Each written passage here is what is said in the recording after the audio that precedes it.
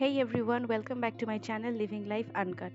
আজ অনেক দিন পরে একটা কিন্তু ফুল লেন্থ ভিডিও নিয়ে চলে এসেছি।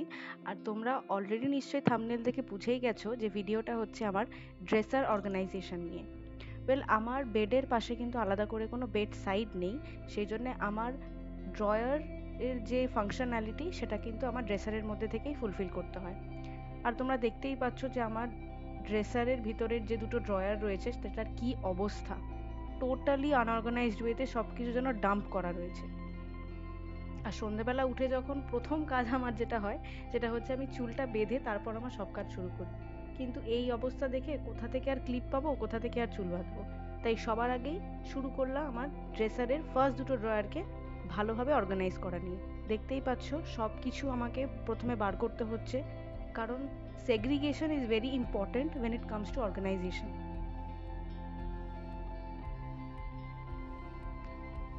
পুরো ড্রয়ারটাকে খালি করার পর একটা ড্যাম্প ক্লথ দিয়ে আমি পুরো জায়গাটাকে মুছে নিলাম, কারণ ভিতরে একটু ধুলো পড়ে গেছিলো। তো যেহেতু ড্যাম্প ক্লথ দিয়ে প্রথমে ক্লিন করেছি, তারপর একটা এমনি শুকনো ক্লথ দিয়েও ক্লিন করে নিতে হবে, তো সেটাও আমি করে নিলাম।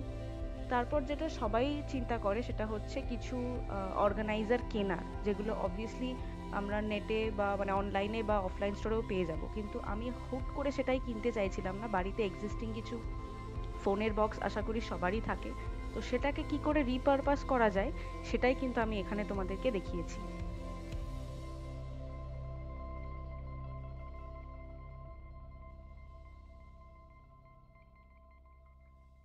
দুটো বক্সকেই প্রথমে ক্লিন করে নিয়ে একদম ড্রয়ারের ভিতরে রেখে দিলাম, যে পজিশনে আমি আমার জিনিসগুলোকে অর্গানাইজ করতে চাই।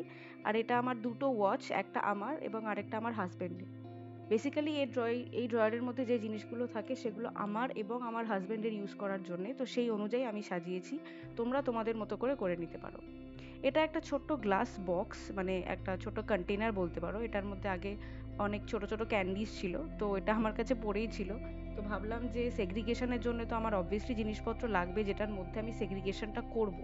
তো এটার মধ্যে এখন দেখতে পাচ্ছ যে আমি কিছু কিছু রাবার ব্যান্ডস যেগুলো চুল বাঁধতে লাগে সেগুলোকে আমি এটার মধ্যে কালেক্ট করেছি।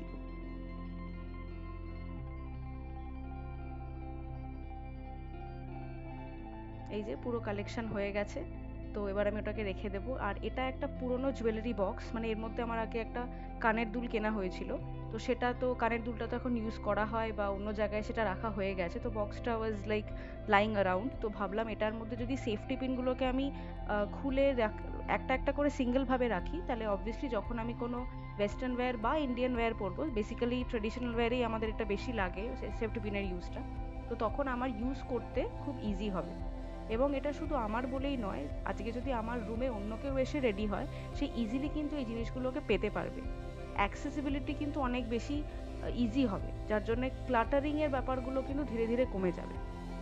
আর আমি প্রথমেই নতুন নতুন অর্গানাইজার্স বা বাস্কেটস বা এরকম সেগ্রিগেশনের জন্য আলাদা কম্পার্টমেন্ট কেনা পছন্দ করি না। বা তার কারণ হচ্ছে প্রথমে আমাদেরকে অর্গানাইজেশনের রুটিনে মানে হ্যাবিট, মানে কি বলবো, হ্যাবিচুয়াল হওয়াটা বেশি দরকার। তো সেই জন্যই আমি যতটা সম্ভব পেরেছি রিপারপাস করার চেষ্টা করেছি। এটা যেমন একটা চন্দ্রানী পার্লসের জুয়েলারি বক্স ছিল, যেটার মধ্যে এখন ওই জুয়েলারিটা থাকে না। তো এটাকে জাস্ট একটুখানি ক্লিন করে নেওয়ার পর এটার মধ্যে আমার যত হেয়ার ক্লিপস আছে, মানে bobby pins and U pins, সেগুলোকে সব আমি এটার মধ্যে রেখেছি।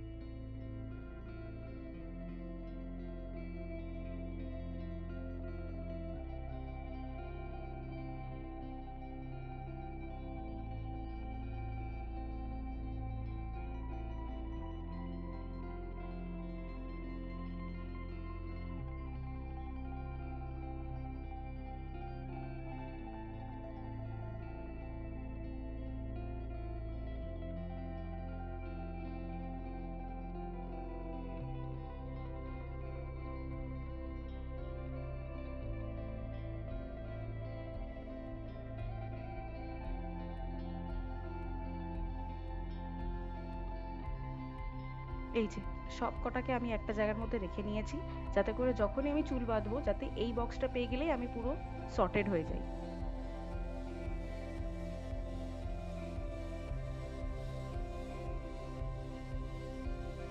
এরপর এই যে দুটো বক্স দেখতে পাচ্ছ, একটা এখানে গ্লাসের বক্স আছে আর একটা ছোট প্লাস্টিকের বক্স আছে।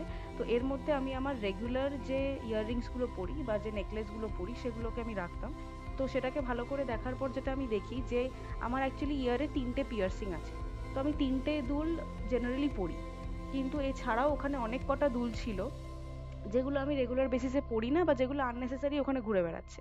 তো আমি যেটা এখানে করেছি যে গ্লাসের যে কন্টেনারটা যেটা আমার হাতে একটু আগে আমি নিয়েছিলাম, সেইটার মধ্যে আমি আমার রেগুলার যে ইয়াররিংসগুলো বা রিংসগুলো পরি সেগুলোকে রেখেছি। আর যেটা বক্স ছিল গোল মতো সেটার মধ্যে আমি সামটাইমস যেগুলো আমি পরে থাকি সেগুলো রাখি।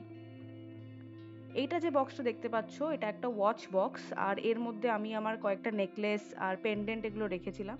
কিন্তু সব এক জায়গায় হওয়ার ফলে পুরোটাই খুব মানে চেনগুলো একে অপরের সাথে লেগে যাচ্ছিল আর ইউজ করার সময় খুব অসুবিধা হতো। তাই আমি এটা একটা হ্যাক দেখেছিলাম অন্য একটা ইউটিউবারের ভিডিওতে, যে টিস্যু পেপারের মধ্যে এক একটাকে লাইন আপ করে সেটাকে ফোল্ড করে যদি আমরা রাখি, তাহলে সেই ক্ষেত্রে এক একটা চেনের সাথে অন্য চেন মিক্সড আপও হয় না, এটাতে ময়েশ্চার বিল্ড আপও হয় না, আর ওভারঅল জুয়েলারির লংজিভিটিটাকে একটু আমরা ইনক্রিজ করতে পারি। অবভিয়াসলি আমি এখানে যে জুয়েলারির কথাগুলো বলছি সেগুলো কিন্তু গোল্ড জুয়েলারি নয়, এমনি বেসিক যেগুলো আমাদের এডি জুয়েলারি বা সিটি গোল্ড জুয়েলারি হয়, বাট অ্যান্টি টার্নিশ যে ধরনের জুয়েলারিগুলো হয় সেইগুলো। তো হয়ে গেল আমার ফার্স্ট ড্রয়ারের অর্গানাইজেশন। এবার সেকেন্ড ড্রয়ারও দেখতে পাচ্ছ, এর মধ্যে হেয়ার ড্রায়ার, আমার হাজব্যান্ডের ট্রিমার, তারপর সিজার্স, এগুলো র্যান্ডম জিনিস রয়েছে। তো ওই আবার একটা ড্যাম্প ক্লথ দিয়ে ওটাকে পুরো মুছে নিয়ে তারপর একটা ক্লিন বা ড্রাই ক্লথ দিয়ে মুছে নেওয়ার পর আমি অর্গানাইজেশন করা স্টার্ট করেছি। আর এটার ক্ষেত্রে আমি ভিভোর একটা বক্স, ওই ফোনেরই বক্স ইউজ করেছি, যেখানে আমি ফার্স্টে তার মধ্যে সিজার্স রেখেছি, অল্প কয়েকটা র্যান্ডম জিনিস এদিক ওদিক রেখে দিয়েছি। আর তারপর যে জিনিসগুলো আমি বেসিক্যালি ইউজ করে থাকি, যেমন হেয়ার ড্রায়ার আর ট্রিমার, এগুলো উইকে every time like more than twice a week use করতে হয়। তো সেগুলোর জন্য আমার একটা বক্স ছিল, মানে একটা ওরকম বাস্কেট টাইপের ছিল আগে থেকেই। তো সেগুলো আর কি রেখেছি। এটা হচ্ছে এসি রিমোট, এখন গরমকাল ধীরে ধীরে পড়ছে, আজ নয়তো কাল আমাদের আবার হয়তো এসি ইউজ করতে হবে। আর এগুলো র্যান্ডম কিছু জিনিস, কটন প্যাডস রয়েছে, টিস্যু পেপার রয়েছে, এগুলো মাঝে মাঝে আমাদের লাগে, তো এগুলোকে জাস্ট রেখে দিয়েছি। আর এর মধ্যে হিমালয়ার ওয়েট ওয়াইপস দেখতে পাচ্ছ, আর সানগ্লাসেসও ছিল।